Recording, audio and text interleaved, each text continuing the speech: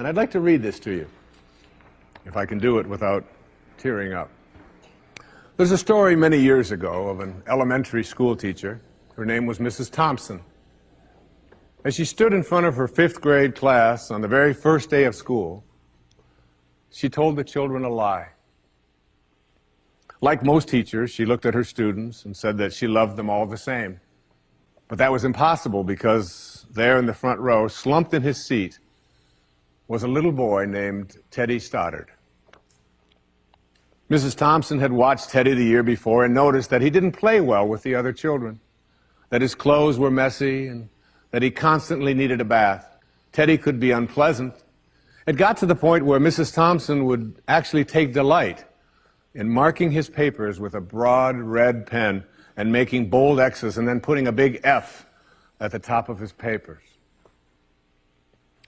At the school where Mrs. Thompson taught, she was required to review each child's past records, and she put Teddy's off until last.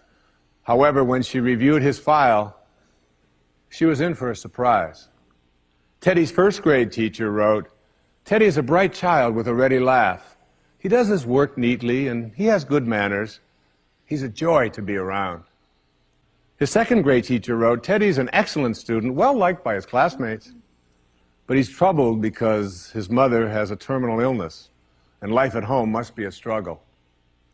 His 3rd grade teacher wrote, "His mother's death has been hard on him. He tries to do his best, but his father doesn't show much interest, and his home life will soon affect him if steps aren't taken." Teddy's 4th grade teacher wrote, "Teddy's withdrawn and doesn't show up much interest in school. He doesn't have many friends, and sometimes he even sleeps in class." By now, Mrs. Thompson realized the problem, and she was ashamed of herself. She felt even worse when her students brought her Christmas presents wrapped in beautiful ribbons and bright paper, except for Teddy's. His present was clumsily wrapped in heavy brown paper that he got from the grocery bag. Mrs. Thompson took pains to open it in the middle of the other presents. Some of the children started to laugh when she found a rhinestone bracelet with some of the stones missing and a bottle that was 1/4 full of perfume. But she stifled her children's laughter when she exclaimed how pretty the bracelet was, putting it on and dabbing some of the perfume on her wrist. Teddy Stallard stayed after school that day just long enough to say, "Mrs. Thompson, today you smell just like my mom used to." After the children left, she cried for at least an hour. On the very day, she quit teaching reading, writing, and arithmetic, and instead, she began to teach children. Mrs. Thompson paid particular attention to Teddy. As she worked with him and his mind seemed to come alive, the more she encouraged him, the faster he responded. By the end of the year, Teddy had become one of the smartest children in the class, and despite her lie, became one of her teacher's pets. A year later, she found a note under the door from Teddy telling her that she was still the best teacher he ever had in his whole life.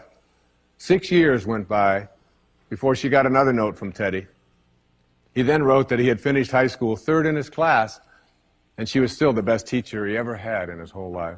4 years after that, she got another letter saying that while things had been tough at times, he stayed in school and stuck with it, and would soon graduate from college with the highest of honors. He assured Mrs. Thompson that she was still the very best and favorite teacher he ever had in his whole life. Then 4 more years passed, and yet another letter came. This time he explained that after he got his bachelor's degree, he decided to go a little further.